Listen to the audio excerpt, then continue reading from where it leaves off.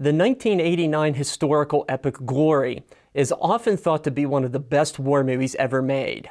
But how does it compare to the historical reality of the iconic 54th Massachusetts? Let's find out right now on Real History. Dear Mother, I hope you are keeping well and not worrying too much about me. You mustn't think that any of us are going to be killed. The Massachusetts men passed through here this morning. How grand it is to meet the men from all the states, east and west, down here ready to fight for their country, as the old fellows did in the Revolution. Robert Gould Shaw was raised in a very affluent Bostonian family of abolitionists and was 23 years of age when the American Civil War began. And his parents had been making public condemnations against slavery for the last 2 decades by that point. But Shaw attended Harvard, he traveled through Europe, and he hung out with transcendentalists and authors and scholars. And suffice it to say, this is not the typical lifestyle of a 20-something in 1850s or 1860s America. And as enlightened as he might have been, there's hardly any evidence that he or his family had any sort of meaningful interactions with Black Bostonians in the years leading up to the American Civil War.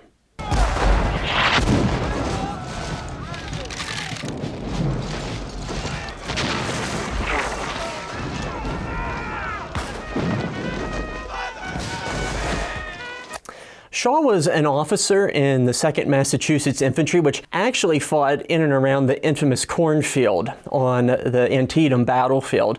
And in fact, there are some deleted scenes of Shaw at the outset of the war going through physical training when he enlists. There's only a few still images of that, I believe. I don't think the footage actually survives. But if Shaw had stayed with the 2nd Massachusetts throughout the war and had survived those perils, he actually would have fought with them at Chancellorsville, Gettysburg, the battles for Atlanta, and also the March to the Sea. And so this was a hard fighting unit that saw some of the worst that the conflict had to offer. But these shots that we see here are really effective, even though the scenery really doesn't look like Antietam, especially the area in which Shaw was fighting.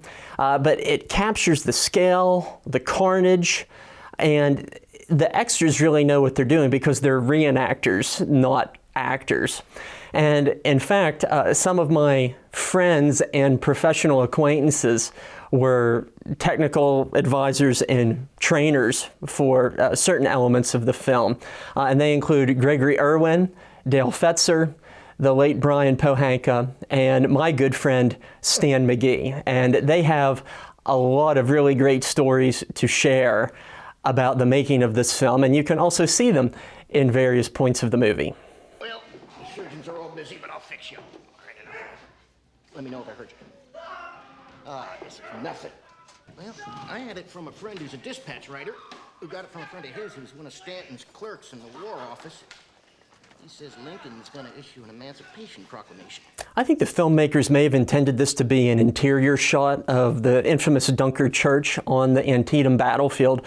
But in any case, this offers us a very grim perspective on Civil War surgery. And now that I mentioned that, we have to do a little bit of myth busting, because in reality, 95% of the surgeries conducted during the American Civil War were done with some form of anesthesia. So they weren't necessarily the sort of sawbones medieval doctors that we often make them out to be. And I invite you to go visit my friends at the National Museum of Civil War Medicine in Frederick, Maryland, to learn a little bit more on that topic. But let's also talk about emancipation, an issue which comes up in the conversation shown here. As shown in many newspapers from the summer of 1862, there was a lot of talk about an Emancipation Proclamation that might be on the near horizon. And there was talk of this showing up even in English and Irish newspapers in July and August and September of 1862. So Shaw might not have been as shocked by word of it, because rest assured there was plenty of scuttlebutt on this topic that was roaming around the Army of the Potomac in 1862. Governor, you know my son, Robert. Yes, good to see you again, Robert. Governor Andrew. Robert, have you met Frederick Douglass?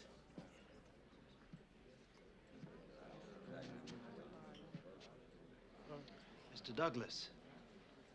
I think one could make the argument that Frederick Douglass is the most important American of the 19th century. Yes, Abraham Lincoln is known as the great emancipator, but it was Frederick Douglass that was pushing him and prodding him toward that policy as the war went onward. And here, I think, is one of the great historical shortcomings of the movie. Douglas's two sons, Charles and Lewis, actually enlisted in the 54th Massachusetts, and they don't even get a mention in this movie. So let's keep that in mind, because I'd like to talk more about the lack of real-life characters in this film in just a minute. I'm gonna do it.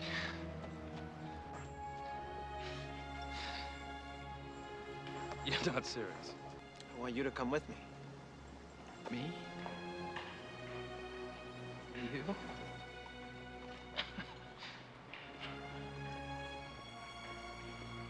you picture me in charge of a regiment? Forbes is somewhat based on the real-life executive officer of the regiment, Ned Hallowell, who would come to assume command of the unit after the Battle of Fort Wagner. But interesting, one of the few real-life characters in this movie is Charles Morse, who we can see in the background of several scenes. He's an officer wearing a big brim black hat. Morse was real, and he was very good friends with Shaw, but he was a friend in the 2nd Massachusetts and didn't follow Shaw to an officership in the 54th. Anyway, despite the warm friendship Forbes and Shaw share on screen, I heard some stories from some of my friends who were in the film that Matthew Broderick and Carrie Elway didn't always have the warmest of relationships off camera. But also, real quick, I'd like to point out the house that we just saw. That's the Mercer Williams House in Savannah, Georgia, which is today a house museum. And it was also the setting for the book and film Midnight in the Garden of Good and Evil. That's where the famous murder that book and film is set around actually took place. And be sure to check out our video where we go and explore some historic filming locations in Savannah. It's a collection of essays, actually. Fourier, Emerson, all the transcendentalists. It got pictures? No.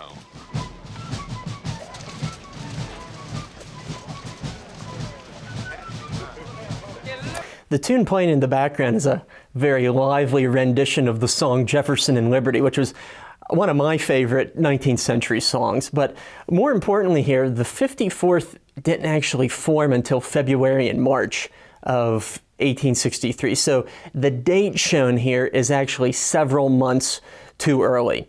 The regiment didn't spend Christmas at the Reedville camp because the Emancipation Proclamation permitting black troops to enlist had not yet been formally released.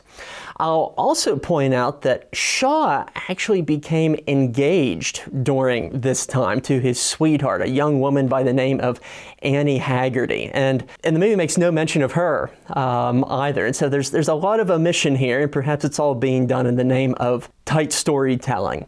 But in any case, let's talk about another character who shows up here, and that is the fictional character of Thomas, played by the late, great Andre Braugher, who was taken from us far, far too early.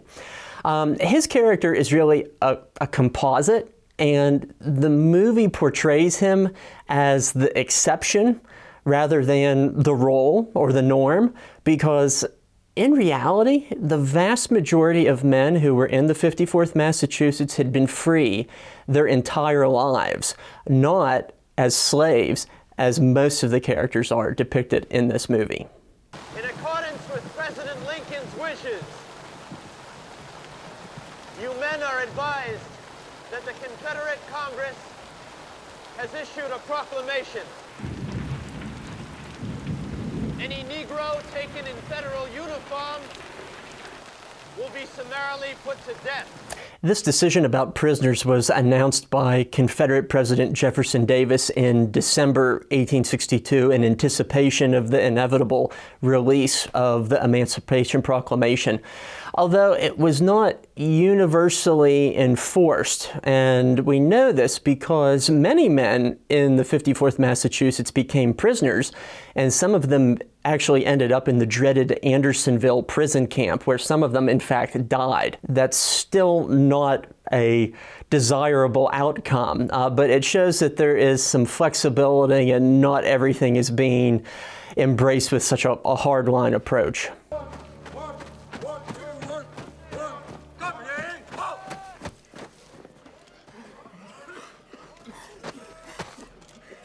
You're not dismissed, boy. You'll get up.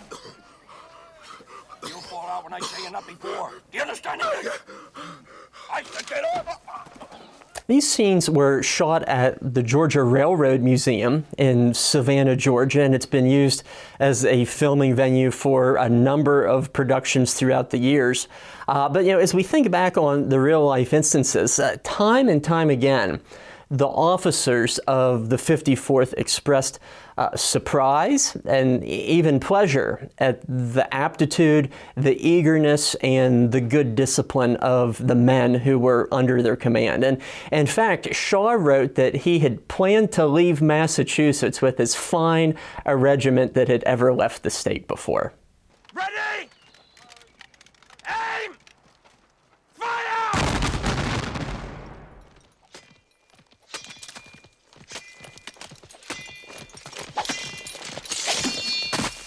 There's a little bit of poetic artistry in this scene as Shaw is slashing at watermelons and thereby symbolically slashing at a racial trope that had been prolific for generations in Hollywood interpretations of African Americans. And furthermore, when you think about it, there were very few war movies up until this time that depicted black troops in a positive light, or if at all. There were some expectations. The movie Sergeant Rutledge comes to mind. There was also another movie from the 1950s called The Red Ball Express, which showed black and white soldiers working together. But when we think back even further and we think about the harm that the likes of D.W. Griffith's The Birth of a Nation cast, it was really hard to remove a lot of those stereotypes from the Hollywood system. And so there were some pretty far-reaching consequences when it came to representation in film. Sergeant Mulcahy. You may commence.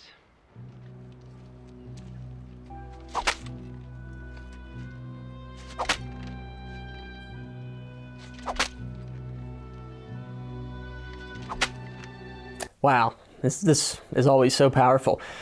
This scene is undoubtedly the one that wins Denzel Washington the Oscar for his performance in this role, and no one can deny its cinematic effectiveness. However, even though Shaw was a strict disciplinarian, flogging had actually been outlawed by the United States Army by this point. And therefore, this is a moment in the film when the power of ironic symbolism trumps that of historical fidelity. Bitch! Damn it, you can't untie. I'm a colonel. Nasty little cuss. You really think you can keep 700 Union soldiers without proper shoes because you think it's funny?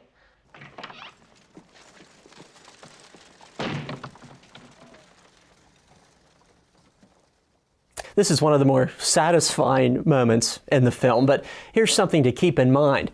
The character of Tripp would never have had to have run away in the first place because shoes in the regiment were actually plentiful, as were uniforms that were distributed to the men. This was a unit that was the pride and joy of Governor Andrew, and he wasn't about to let them go about their work, appearing in some sort of shoddy fashion. However, there will be a uniform-related problem in regard to the regiment, and well, let's talk about that next. Hey, what you say, Buck? That's right, slaves. Step right up, make your mark. Get your slave weight. Yeah, boy, all you good color boys, go ahead and sign up. That's right. Tear it up. Tear it up. Tear it up. Tear it up. If you men will take no pay, then none of us will. In fact, it was even far worse than this, because when the regiment arrived in South Carolina, its members learned that they were going to be paid $7 per month. And this was because they were already being paid $3 less than their white counterparts. And then they were going to have another $3 deducted after that to pay for their uniforms. And no white soldiers had to pay for their own uniforms in the fashion that was expected of the 54th here in this case. And Congress would eventually correct this injustice, but in the interim, many of the men in the 54th took a degree of pride in refusing this unequal pay.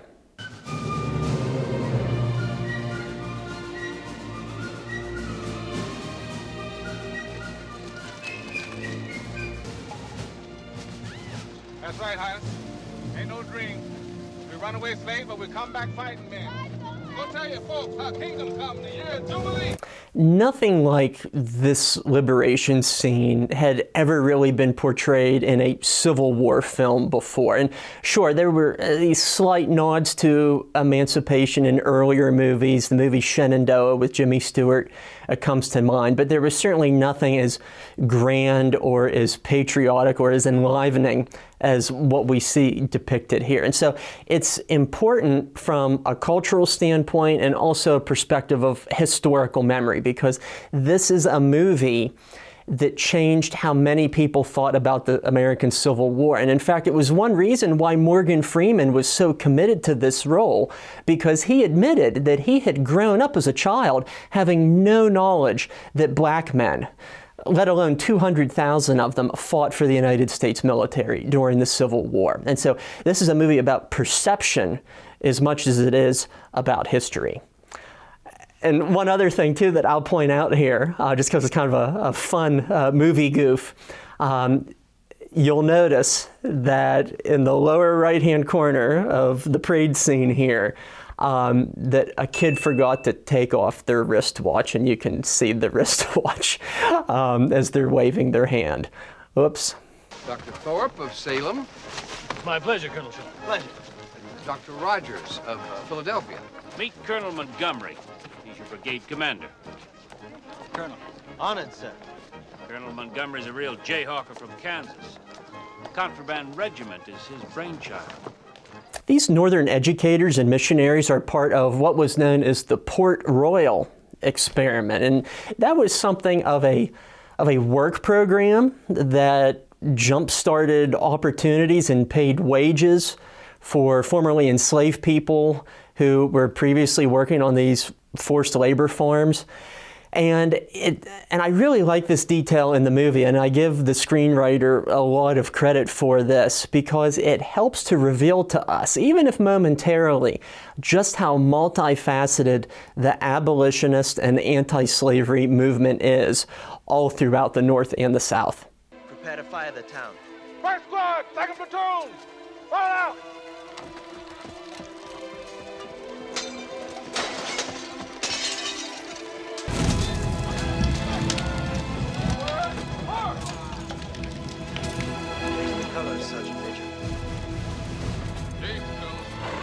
The burning of Darien by Colonel Montgomery is shown pretty much as it happened in real life. A lot of this dialogue is taken directly from Shaw's firsthand account of the matter.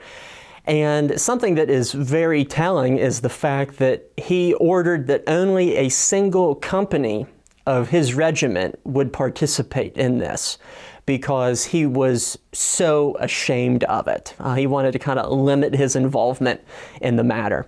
But cinematically, I really like this scene, and I think a lot of that has to do with James Horner's soundtrack. There's another guy that was taken away from us far too early.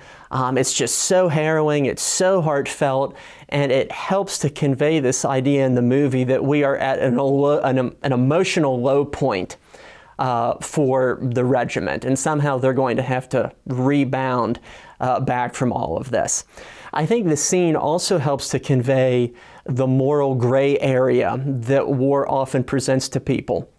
And even when you are in a morally righteous cause of emancipation, you're sometimes compelled to do fairly morally reprehensible things in order to achieve those ends.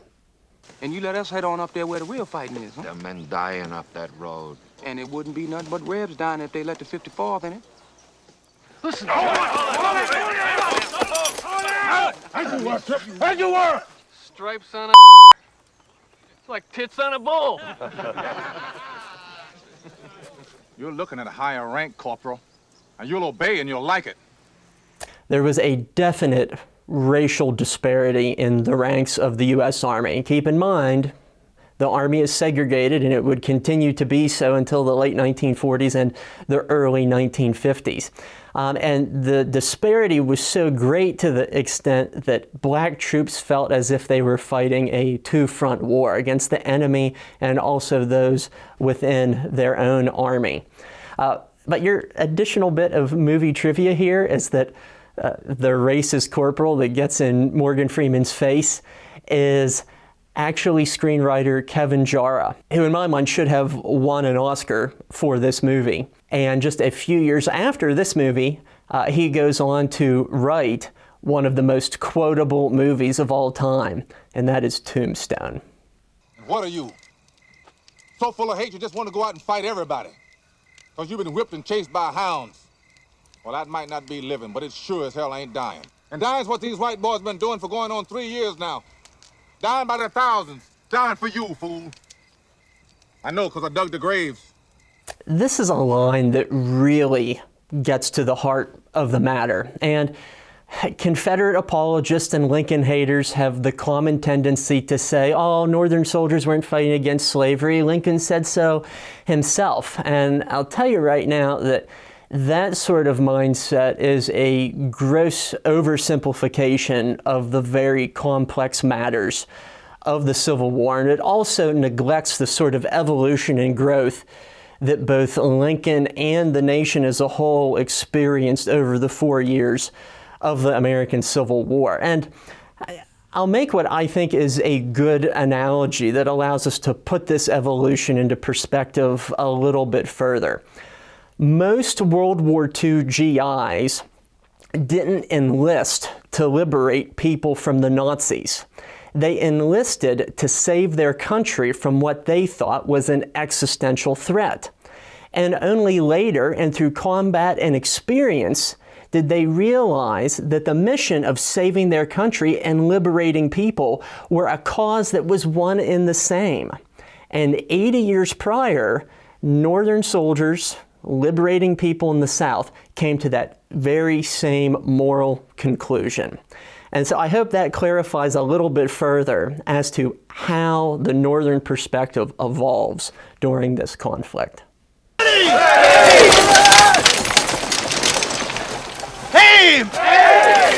Get ready, get ready. Fire!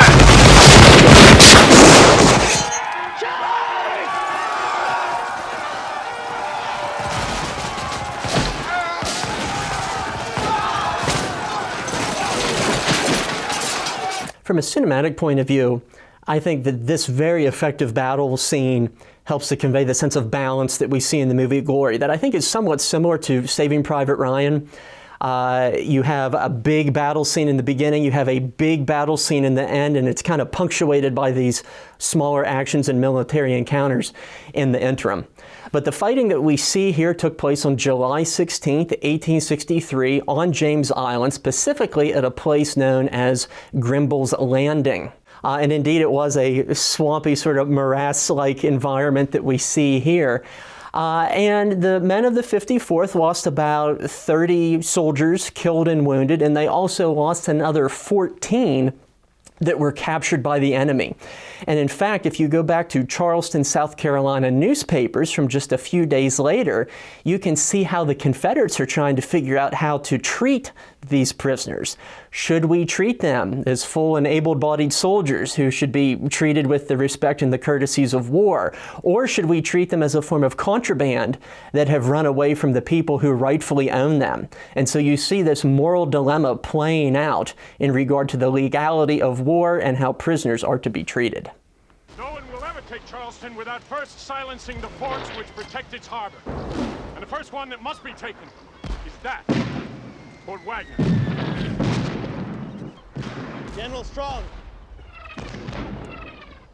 54th Massachusetts, request the honor of leading the attack on Fort Wagner. This is a really fantastic scene for a number of reasons.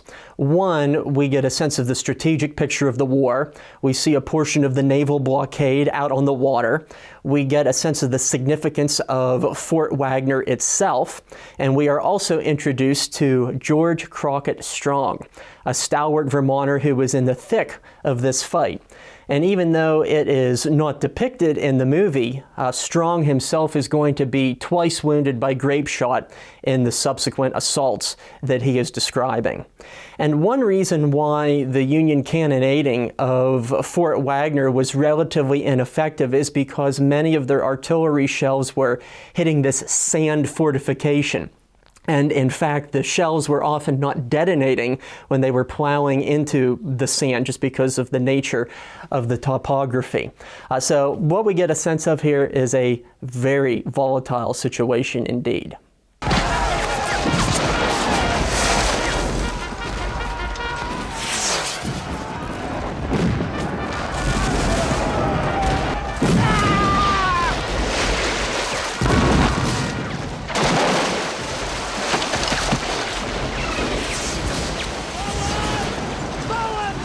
Even decades onward, these Civil War combat scenes of the 54th storming Fort Wagner are second to none.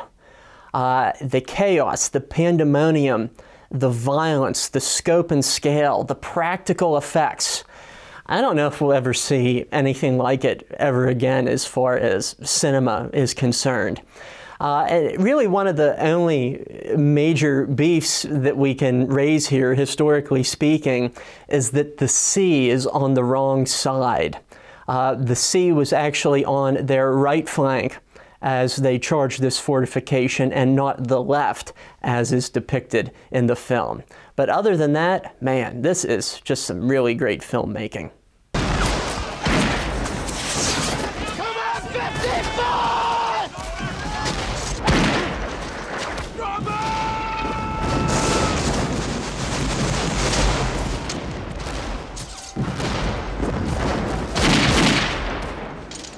This is possibly the most effective death scene in any movie that I have ever watched.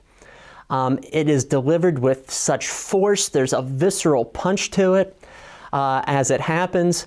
And like we addressed in our fairly recent episode of Platoon, there is also some religious symbolism. As he is being shot in the chest, his arms are flung up into the air, and it gives the pose alluding to almost a crucifixion, that he is being sacrificed here upon the altar of freedom, if you will. And man, it is just so powerful. It's so well done. The slow motion really adds a lot to it.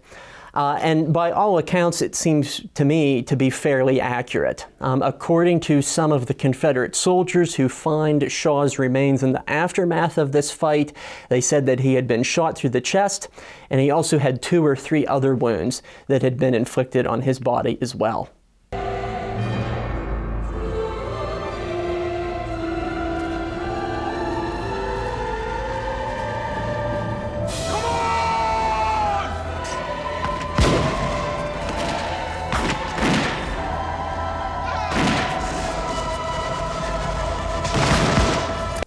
It doesn't let up, because then of course we have this double emotional punch with Tripp's death immediately following that of Colonel Shaw's. But in reality, now is a really good time to take into account the story of the real color bearer of the 54th, and that was Sergeant William Carney, who was twice wounded in the assault on Fort Wagner, and despite this, even as his fellow comrades were retreating, he was able to crawl and hobble back to the Federal lines without relinquishing the national colors. And for that action, William Carney would receive the Medal of Honor. Here too, another very prominent character from the 54th who gets no mention in this movie.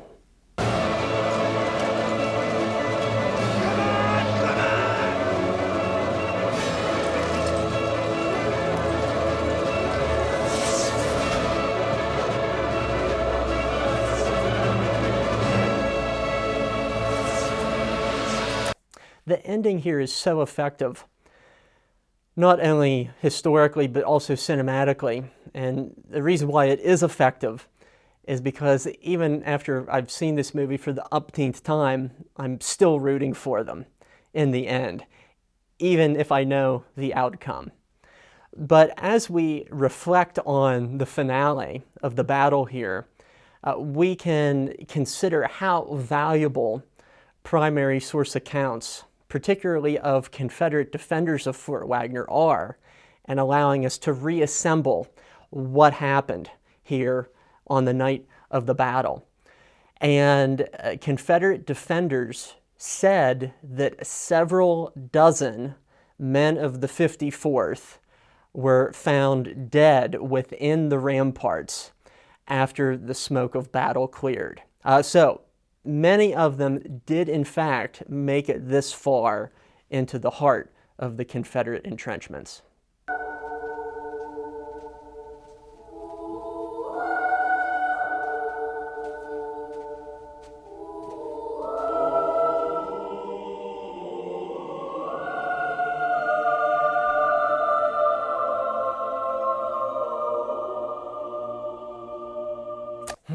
It's such an emotional ending. It's a bittersweet ending because these characters had come so far, but ultimately they meet their untimely end. And the symbolism here is just so profound because as we consider the journey of the characters and the theme of inequality, we can see the body of Tripp and Shaw now pressed against one another in this massive burial pit. And if they weren't equal in life, at least now, they can be equal in death. What makes the sting of this ending even worse is the fact that the audience gets somewhat of a tame interpretation in comparison to the reality of the situation. Because in actuality, the Confederates stripped Shaw's body down to his underwear. They put his corpse on display in the parade ground of their fort. One account says that they hung a sign around his neck with all sorts of derogatory language about his command. And then they threw his remains into this massive burial pit, which was meant to be an insult to him. And in fact, it turned out to be anything but in the long run, because when Shaw's parents learned of how their son had been buried, they said they could think of nothing more appropriate because that's where he belonged, alongside his comrades. But I think most telling of all from the Confederate perspectives is that of the commander of Fort Wagner, whose name was Johnson Haygood. And he had this to say to an eyewitness when the battle came to an end. "I knew Colonel Shaw before the war, and then esteemed him. Had he been in command of white troops, I should have given him an honorable burial. As it is, I shall bury him in the common trench with the Negroes that fell with him."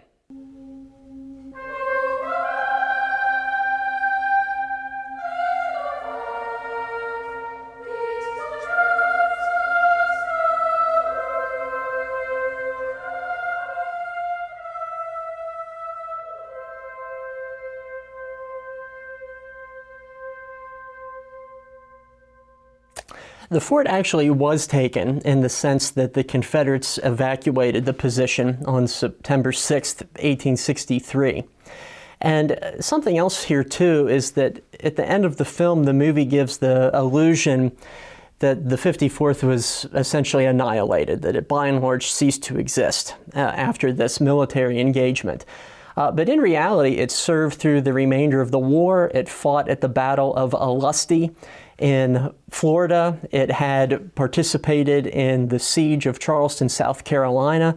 And there was also a really dramatic episode where they helped to rescue a trainload full of wounded Union soldiers. And none of that is even acknowledged here. So what I would like to do is to see a sequel to Glory to fill this narrative gap. So all in all, despite some of the historical quibbles that I have raised, I think you could undoubtedly say that Glory is probably the best Civil War movie ever made. Its soundtrack, its cinematography, its acting, its attention to material detail, there are very, very few films that rival it. And if you are interested in learning more about the 54th Massachusetts, there is a wide array of books, which I will show up here on the screen. There are almost too many to count and too many to describe. Although the one that most closely follows the book is One Gallant Rush, which follows the regiment from its origins through the Battle of Fort Wagner. So there you go, some additional reading to learn the true story behind these men in Glory. It is my hope that the true story behind Glory will remain forever important to Americans who have an interest in their history, and especially that of the American Civil War. These are stories that should not be wiped away from the history books, taken off of websites. These are stories that should never be resegregated to their former status of the 19th century. And as you walk through the grounds of the Beaufort National Cemetery in South Carolina, as I have, and you walk among the tombstones of the fallen men of the 54th, there is nobody that can say that these men are not worthy of honor and appreciation. And that's what I hope Glory will make people consider. That wraps up everything for this episode of Real History. Thank you so much for tuning in. Before you go, if you haven't already, please hit those like and subscribe buttons. Leave a comment in the section below. Check out our t-shirt store, and also be sure to explore our website with all sorts of great and wonderful educational resources. We hope you've enjoyed this episode of Real History, and until we see you next time, as always, stay curious.